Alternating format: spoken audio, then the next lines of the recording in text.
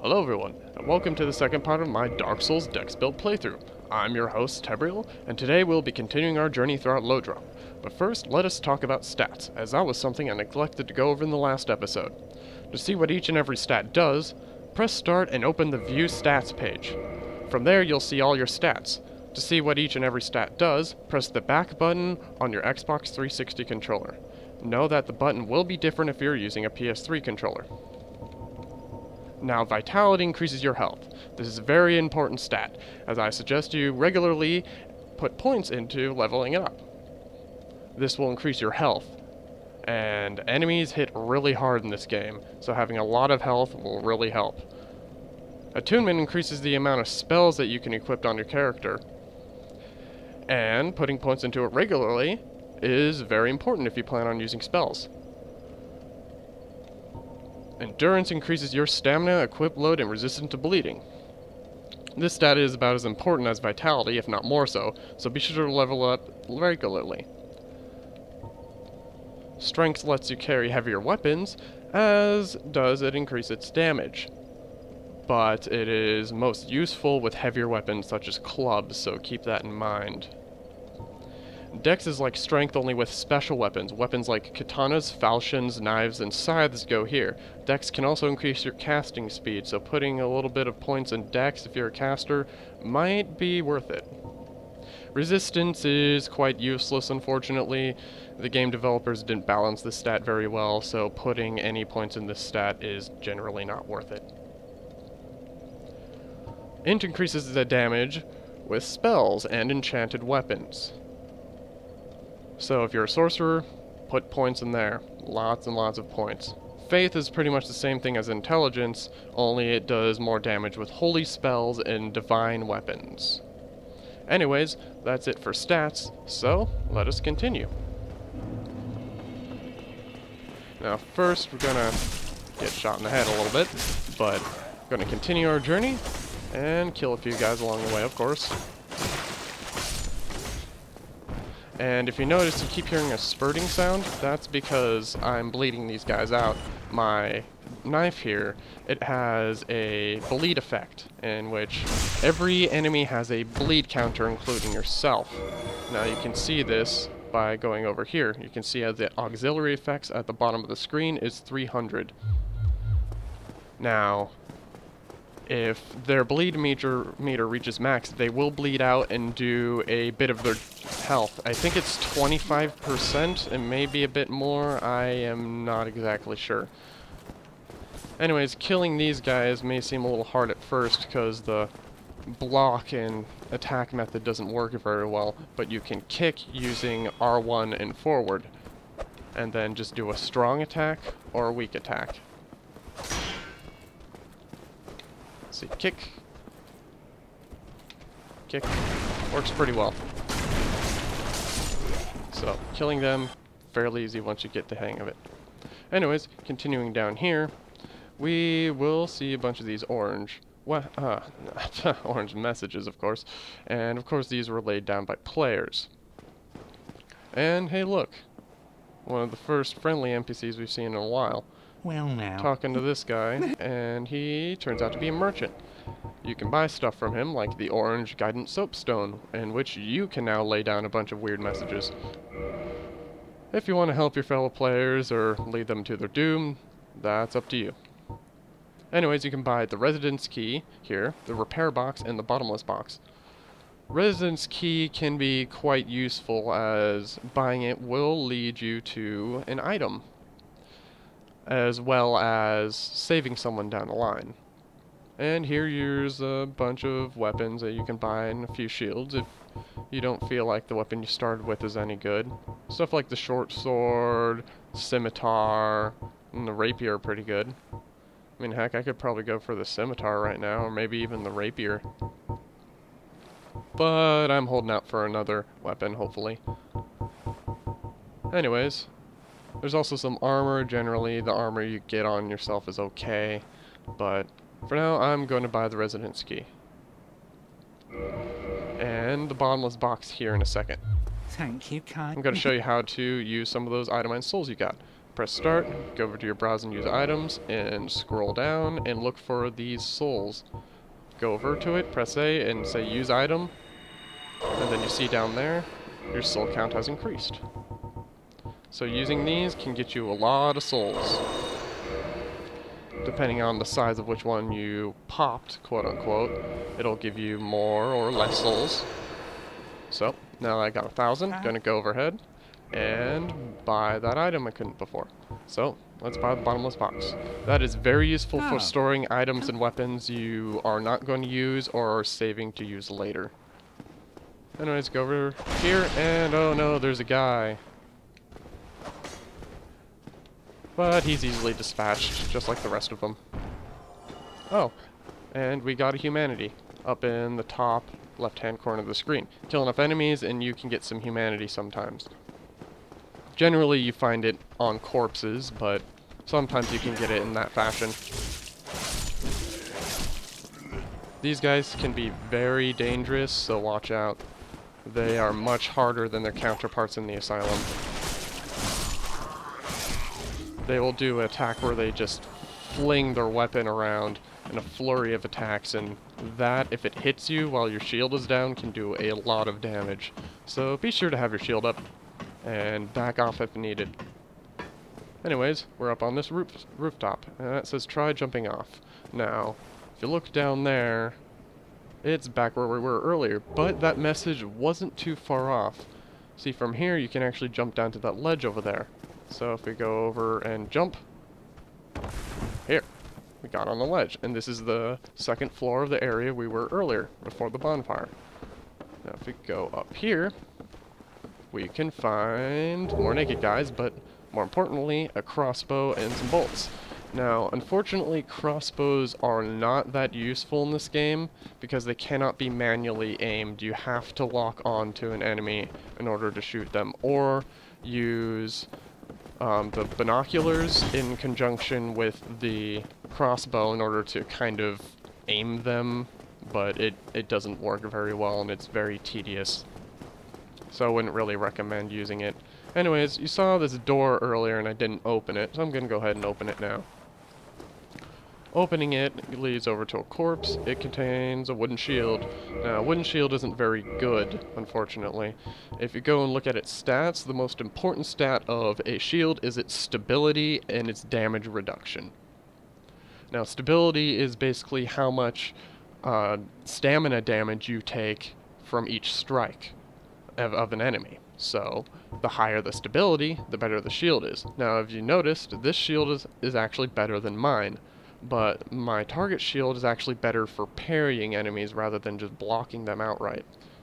So I'm going to stick with my target shield. However, if you start as a thief or another character without a very good shield, and this one happens to be better, go ahead and buy it. Sometimes these hollow guys out here that we've been fighting will drop their own shield, and that one's actually not a bad starting shield at all. So if you feel like using it, go ahead and pick up and use it. See, in here we have the box. So here we can store any sort of weapons or anything we don't feel like using. So I don't feel like using the Morning Star, the straight sword hilt that we had earlier, and I'm not going to use any faith spells. So, just going to put all that stuff in there, and I like my armor. And we have that Ring of Sacrifice earlier, but no need to really use it now. So, there we go. Remember, when you set out a bonfire, all enemies in the area respawn. So keep that in mind when resting. Sometimes it's better not to rest. You just need to know when and where to do so. But more importantly, when and when not to. Ah, that was interesting. Anyways, we are going to continue this way. Now this way can be seeming very daunting for some people, as there's a lot of enemies. But you can abuse the game's system of backstabs quite easily, as you are immune when backstabbing or using a riposte on an enemy. And because this knife is very, very good when using backstabs or ripostes, it's actually quite suitable for this situation. And as you can see, he just dropped a lot of items. Now the Hollow Warrior armor is not the greatest, but it does have some poise on it. And I'm not sure if I explained earlier, but poise is what keeps you from being staggered when you get hit. On this thief armor, that doesn't really have a lot of poise. Poise, you can see, is in the top right-hand corner of that second column. So the more poise you have, the less chance you have of getting stunned. And the more hits it takes for you in conjunction, as well as the heavier the weapon.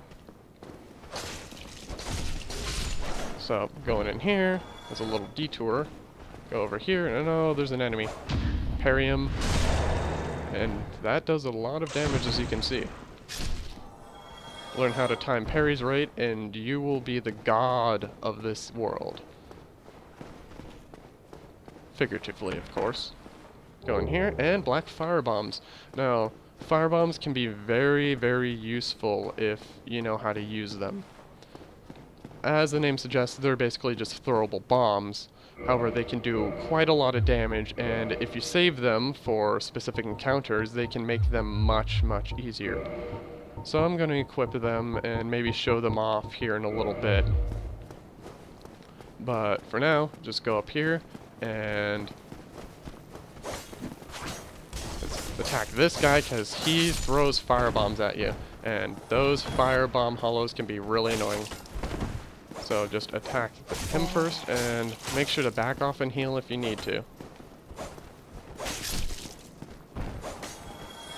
Backstab, and dead. Maybe take a little bit of a heal, and back up to full health. So go up this ladder, and you can see a couple enemies up here. They were throwing firebombs at us earlier, but we kind of ran through that area really quickly, so they couldn't do it very easily. So I'm just gonna run over here and maybe knock this guy off. Do the same here, and oh, he actually dodged. Pick up this, and another soul. Nice. This area is totally optional, you don't need to go up here, but sometimes it's nice just getting a little bit of vengeance on them if they ever caused you any trouble. Anyways, go through this door, and as you can see, use the residence key. So otherwise you wouldn't have been able to get in there. I don't think even the master key works with that door, or it might be another door. But the master key that you get either by choosing the gift or by starting as a thief will open most doors in this game that are locked, except for one or two. Anyways, go over here, and here's the item I was talking about earlier, gold pine resin. That you can put on your weapon, and it causes your weapon to surge with electricity. Now, a lot of enemies in this game are weak against electricity, so it is a very useful item to have. And gold pine resin is the most rare of all of the pine resins, mostly because there are very, very, very few places to get them. There's one area where you can farm them, but it's rather tedious, and there's a few areas where you can buy them, but they're only of limited quantity. So keep that in mind if you ever plan on using them. Most notably, dragons are weak against them. So if you have trouble against any dragon-type enemies, using them might be helpful. Go up here, and we notice that there is a crossbowman up here. He would have shot at us if we went down that way. So it's nice to take him out before he can do any damage. And going over here, we can see this guy. And him. Seems like they're angry, huh? So, just back off a bit, maybe take your time. And gotta throw a black firebomb at him. As you can see, that did a lot of damage, about as much damage as one of my backstabs. So using them can be very, very, very useful. I'm gonna save the rest of them for another encounter later, but I just wanted to show you that just how powerful they are. Anyways, if you go down this way, usually you'll see a message or two warning you not to go this way, and that is because that guy right there, that is a Black Knight. They are very, very powerful, and I suggest you do not take them on unless if you know what you're doing. Even I died to them a couple times, and I've played 300 hours of this game. So, managing your stamina is of the utmost importance when fighting them because they deal a lot of stamina damage. I'm going to go back to him later, but for now we're going to continue up. Now, slowly walk up these steps here, and you see that there's a barrel there and a guy. Well, as you might think, what will happen is it's a trap, so just get out of the way, and you'll be fine. He'll come running down. Stab this guy, kick him. And did he drop anything? Nope, unfortunately. So, let's continue on. Over through here is a very, very tough enemy, maybe even tougher than the Black Knight. However, it drops a very, very nice ring that'll increase your equip load, so you can wear heavier items without slowing you down. Because when you wear heavier stuff, it'll slow your roll and even your run speed. Sometimes it'll even slow your stamina regeneration, so that is a very nice ring to have. However, we're not going to fight him quite yet. You can only go through that way if you have a specific key, like the master key, or if you get the another key from a corpse later. So, for now, we're going to continue on. As you can see, there's a lot of destroyable stuff in this game, and behind most things you'll find that there isn't anything in them, unfortunately. But this is one of the few cases where there is something. So go over here, and you'll see that there's a little crystal guy.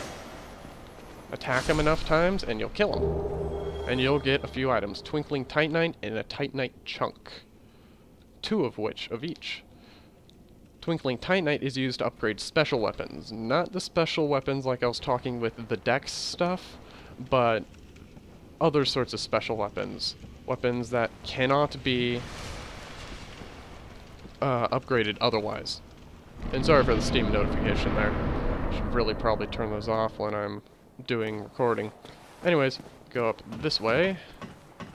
And you notice there's a ladder here. I did not notice this the first time going through this area, so it gave me a little bit of trouble. So if you're looking to get some help with this game, you should probably go up this ladder first before continuing on, because this is the boss room. Go over here, backstab this guy, easy enough. And just regularly after this guy too.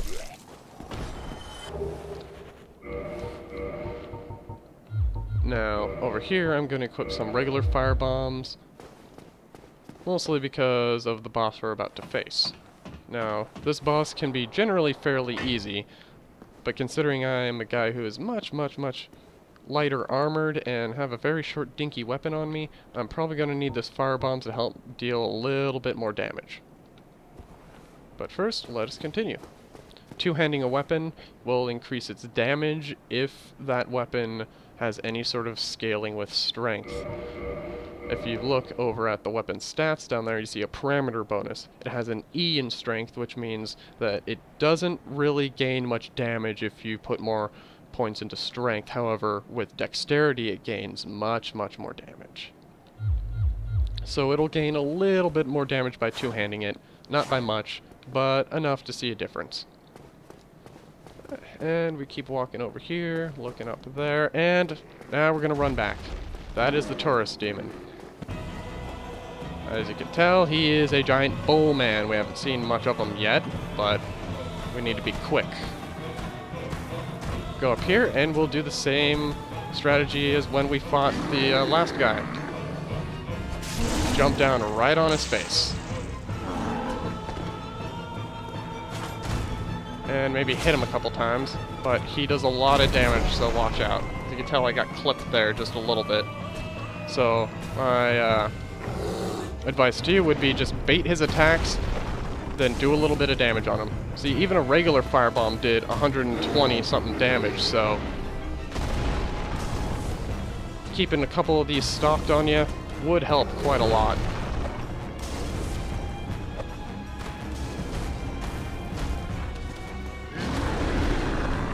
Anyways, he's appearing to be almost dead. We only just need to attack him a couple more times.